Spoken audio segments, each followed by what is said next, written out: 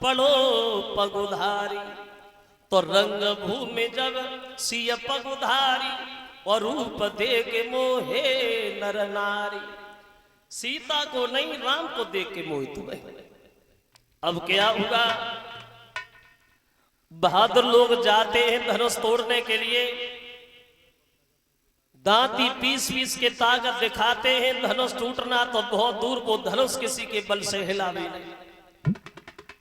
और जब धनुष नहीं हिला, बाजे बजना बंद हो गए, भरे दरबार में जनक उठ करके खड़े हो गए और चिल्लाने लगे, बहादुरों आप तुम्हें बहादुर कहते हुए भी मुझे बड़ा शर्म आ रही है। लगता है भगवान ने सीता को जन्म तो दे दिया, लेकिन इनकी किस्मत में शादी नहीं लिखी। अगर ये बात हम पहले जानते, दुनिया में कोई बात तो नहीं है, तो ये धनुष को तोड़ने का फैसला ही नहीं करते। खुले शब्दों में कह रहे, चले जाइए अपने अपने घर के लिए, हमारी हंसी होने की वो हो गई, चले जाए अपने अपने घर के लिए। खुले शब्दों में मेरा कहना है, ये पृथ्वी क्षत्रिय से हीन है।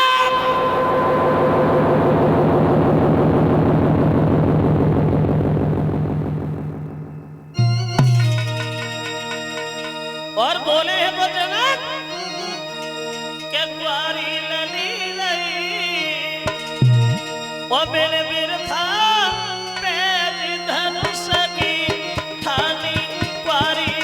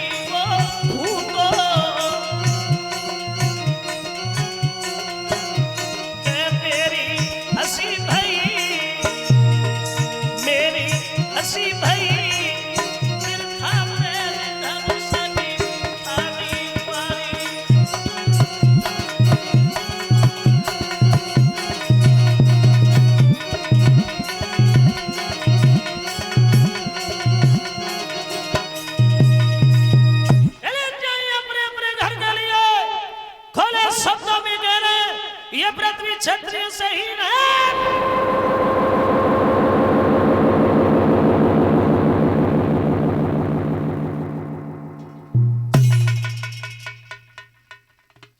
जो जनक ने ये शब्द कहे, बहादुरों के चेहरा शर्म के कारण नीचे को झुक गए, लेकिन शेष अवतारी लक्ष्मण से नहीं रुका गया।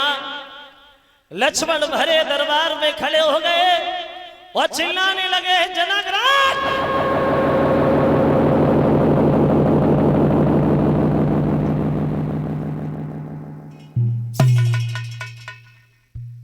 क्या कह रहे हो तुम? ये बात कहने से पहले तुम्हें 1000 बार सोच लेना चाहिए था।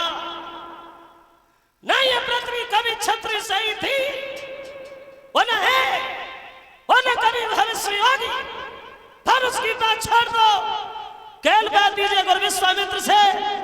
अगर विश्वामित्र कहे तो सारे ब्रह्मांड को गेंद की तरह उछाल के फेंक दो जनक राज।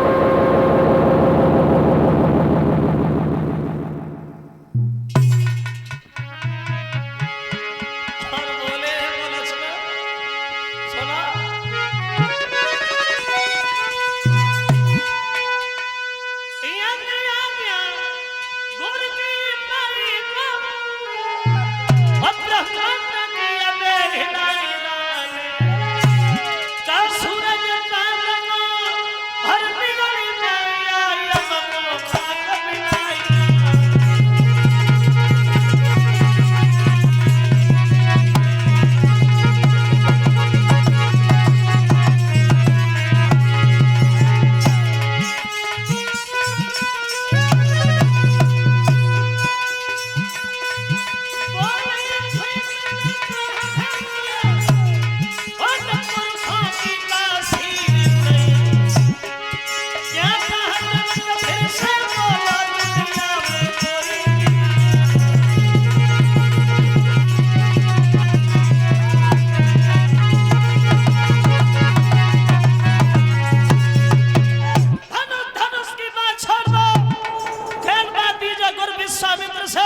सारे ब्रह्मांड को गेंद की तरह उछाल के फेंक दो जनागर।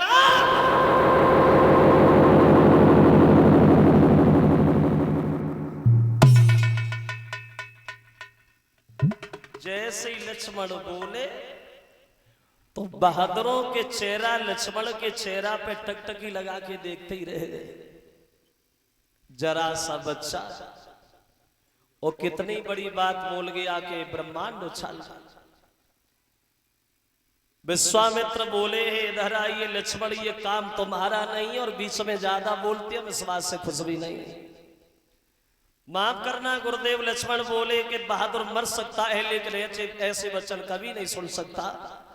राम को इशारा दिया है, राम जाप धनुष तोड़ो, जनक के संताप को दूर करो। अब लगत कार्तिक परिवा वाले दिन चले प्रभु श्री राम धनुष तोड़ने के लिए।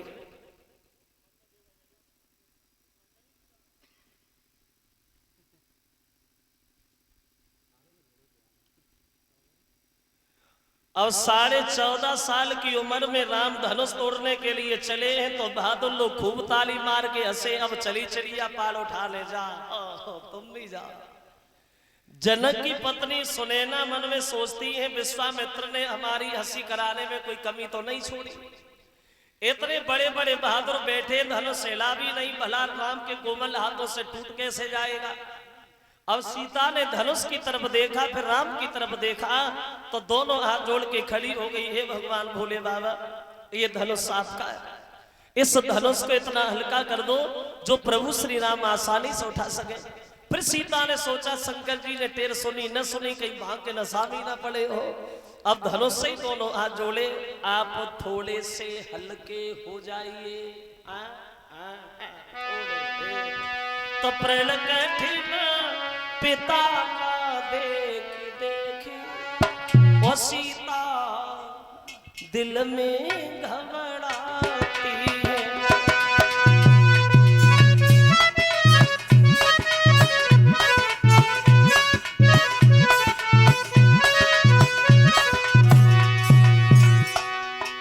चले हैं प्रभु श्री राम, धीरे धीरे आगे बढ़े, धनुष के करीब पहुंचे, एक हाथ से धनुष उठा लिया। धनुष उठाते तो सबने देखा, लेकिन जब वो धनुष टूटा तो किसी ने नहीं देख पाया। फिर पता नहीं कब झुका धनुष, आवाज आई कानों में, भूमि पर भरी गई घोर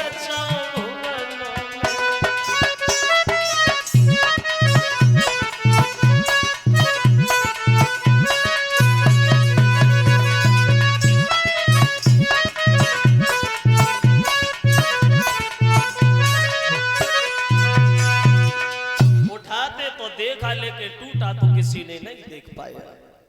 धनुष जमीन पे गिर गया और जब धनुष टूट गया तो लड़कियां सीता से बोली टूट गया। देख क्या रही हो, जयमाला डालो। और सीता जी जयमाला डाले को आगे बढ़ी, लेकिन गर्दन तक पहुंची नहीं पा रही, उचक उचक के रह जा। उम्र में अंतर था, उम्र में फर्क था। जब धनुष राम ने तोड़ा था तो राम की उम्र थी 14.5 साल और सीता की उम्र थी मात्र 6.5 साल। और जब नहीं पहुंच पाए गर्दन तक तो लड़कियां राम से अनुरोध करती हैं, राम एक हमारा काम करोगे क्या? तो बोली कि झोंकी जाइयो, बोली अरे झोंकी जाइयो तन कर घुवीर ओ लली मेरी बारी हरी